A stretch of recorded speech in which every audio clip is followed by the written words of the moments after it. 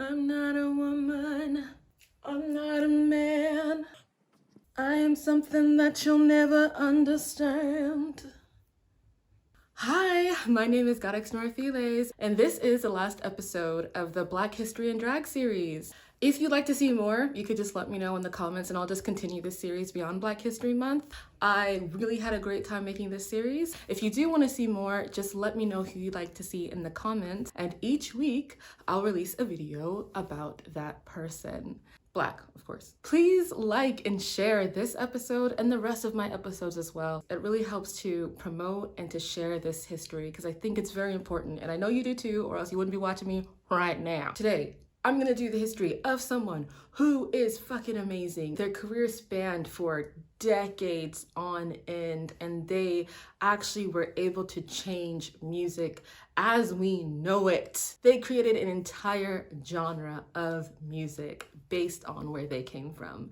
The one, the only Prince. Prince was born in Minneapolis, Minnesota on June 7th, 1958. They were born Prince Roger Nelson, named after their father. So their father's name is John Lewis Nelson, but their stage name was Prince Rogers. Prince's mother's name was Minnie Rogers, and both of his parents were musicians. Prince's father was a jazz musician and composer, and his mother was a jazz singer. So together they were just like this amazing, like, fused bond of magical creation, and that was Prince. So Prince has always been into music, right, with parents like this. At the age of 7, he created his first song, The Funk Machine. At the age of 10, Prince's parents divorced, and Prince would spend time at both households. His mother had remarried, and Prince did not get along so well with his stepfather. However, his stepfather took him to his first concert, which was a James Brown concert. That concert is the catalyst for Prince. This is when he knew that he wanted to do music. Prince went to Central High School in Minneapolis, and he didn't do so well in school, but he did play some sports, which he really enjoyed. But he was super into music. That's what he wanted to do. In 1975, he started playing with this band called 94 East. He met this guy named Owen, and they created a demo together. Owen couldn't find him a record deal, but he was able to find a manager. This manager sent Prince's demo out to Warner Brothers, and he landed a deal. He was 17 years old. He flew out to California. He had a 3-album deal, and not only did he arrange, compose, write, produce this album, but he also played all of the 27 instruments that you hear on this album. Can we say Black excellence? Prince, he was a workaholic. He was working around the clock on his music, and he finally created this backing band, and he made a new album on October 19th, 1979. Critics loved this album because of its varied sound, and this album had that track, I Wanna Be Your Lover, on it. I wanna be your lover. I wanna be your This album went on to hit number 11 on the Billboard charts and sold over 3 million copies in the US alone. And Prince, he went on to play on American Bandstand.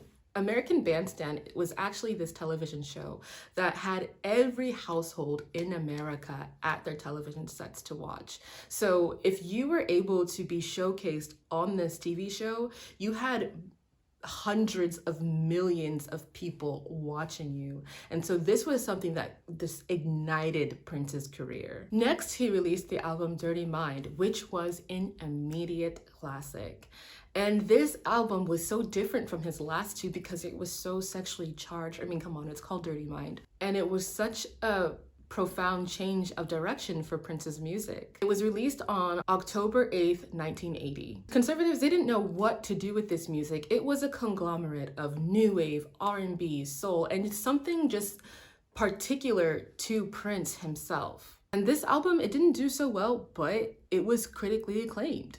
Prince released his fourth album called Controversy. This album was a political turn for Prince. He also spoke about the certain gossip that he would get projected onto his body. And one of the lines is, "Am I black or white? Am I straight or gay? Do I believe in God? Do I believe in me? I can't understand human curiosity." On October 27th, 1982, he released his double album, 1999, and this was a breakthrough for Prince's career. It broke the top 10 on the Billboard Hot 100 charts, and it sold over 4 million copies in the United States. He was now a household name, and the song 1999 became something that's just rooted in pop culture history. I mean, come on. I remember growing up hearing "Let Me Party Like It's 1999" or "We Gonna Party Like It's 1999," and I still say to this day, even though it's 2021, I'm gonna party like it's 1999. The reference of this song, 1999, was Prince making a commentary on the buildup of nuclear weapons that the United States was acquiring. And also on that album, you have Little Red Corvette, which is one of my favorite songs. I guess you should know by the way you parked your car sideways that it wouldn't last.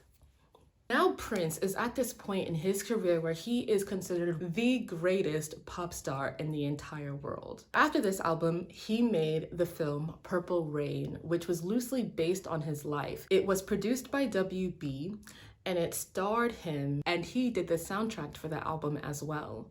The Purple Rain album sold 13 million copies. To put this into perspective, nowadays people are downloading, and nowadays we go based on views. People had to actually go out to the store in 1984 when this album was released and buy this album with money in order to have it. As opposed to nowadays, you can find free downloads or you can share. We have a share culture.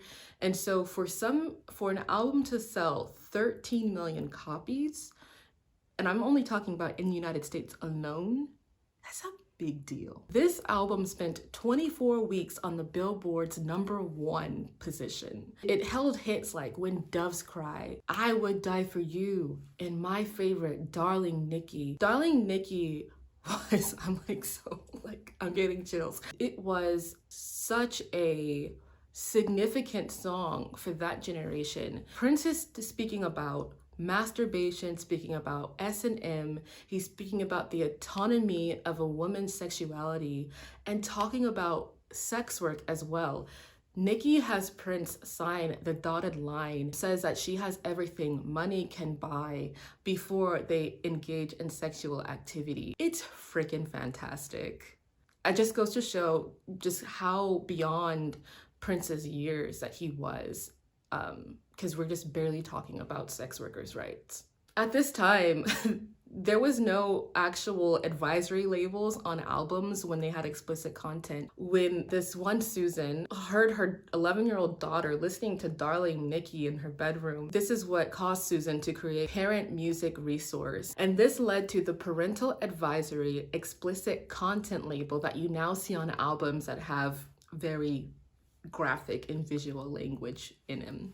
That was Prince. Prince did that. For Prince's 9th album, he wanted to release a triple album, but the WB forced him to condense this album into one. And the album was called Sign of the Times. Some would say it's one of his most critically acclaimed albums ever. One of the songs on that album is called If I Was Your Girlfriend, which is just an introspective song about Prince wondering what it would be like in a relationship with a woman if he was just her platonic friend, if their bond would be even deeper than just their sexual relationship. So he was talking more along the lines of like asexual relationships.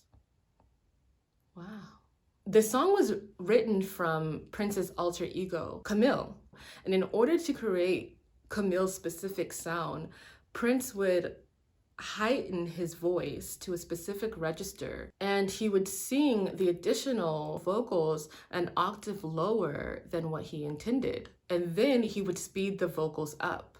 And through this process, it would actually raise the pitch of his singing voice.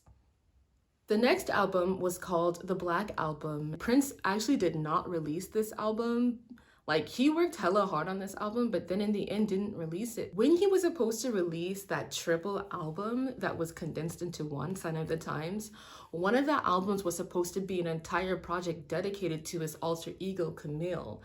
But because the WB would not let him do 3 albums, he believed that Camille had possessed the Black Album and submerged it with negative, evil energy. He felt that he recorded it while being possessed by this energy called Spooky Electric, brought on by Camille.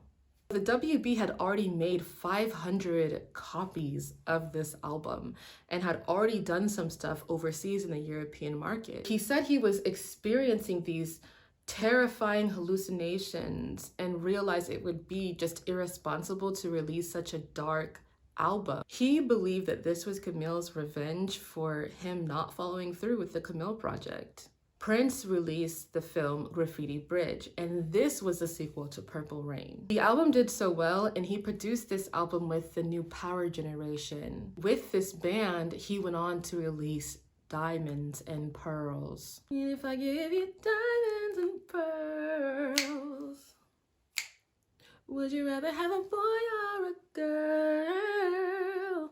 And if I could, I would give you the world. But all I can do is just offer you my love. It's 1992, and Prince is about to release his 14th album. When the album comes out, it's just a symbol. This symbol left a lot of people perplexed because they had no idea what was going on. When Prince copyrighted this symbol, it was called Love Symbol Number 2. So that's what I'm gonna call it. Love Symbol Number 2. Love Symbol Number 2 was basically just like an FU to WB, because they wanted him to slow down the release of his albums and focus on promotion, while for Prince it was about the music. Prince was very much a slave to WB, and he would actually show up to concerts with the word slave written on his face. Because he was underneath this contract, he could release music underneath with a different name and a different project. And so that's where this Love Symbol Number 2 came from. It is now known to be a symbol that is a combination of all of the genders. It takes the male symbol and the female symbol and combines it into this all-encompassing, non-binary, beautiful symbol that just breaks gender barriers. And it's just freaking beautiful. He continued to use this symbol in his artwork, in his jewelry. He even has his guitar designed after this symbol. And even when he gets his name back a few years later, he still keeps this symbol as very much a part of him. The legacy of Prince, he's co-written songs with Madonna. He's written songs for the Bangles. He wrote Manic Monday. He wrote Nothing Compares to You by Sinead O'Connor. He's written songs for Shaka Khan, Alicia Keys, Stevie Nicks, and so many more. He even developed the soundtrack for Tim Burton's Batman. Before Prince's death, he was in the process of writing a memoir. This would have been a way for us to gain even more insight into the genius of Prince. But what we do know about him is that he was a philanthropist. He gave tens, maybe even hundreds of millions of dollars to charity. He gave this money anonymously. He gave this money secretly. He gave money to this new job foundation, and he didn't want the person to know his name. And so the person kept sending the money back. It was $500,000. Prince's publicist called and was like, "We cannot tell you who's giving you this money, but just know that they like the color purple." He even donated money to the Black Lives Matter movement, and he gave money to Trayvon Martin's family. I'm getting so emotional about this. So, regroup. He's changed pop music forever. He created his own genre, Minneapolis sound, which is a combination of funk, R&B, electronica, and rock and roll. It is said that Prince has created so much music that he could release a song a day and still have music for the next century. His legacy lives on. It lives on in the Black Lives Matter movement. It lives on through the memory of Trayvon Martin. It lives on when you think about Black excellence. I think it's amazing that we were able to have someone to be a fearless example of what the ancestors dreamed of. This concludes Black History in Drag. Please like, save, and share. And if you would like more, just let me know, comment below. And thank you for watching.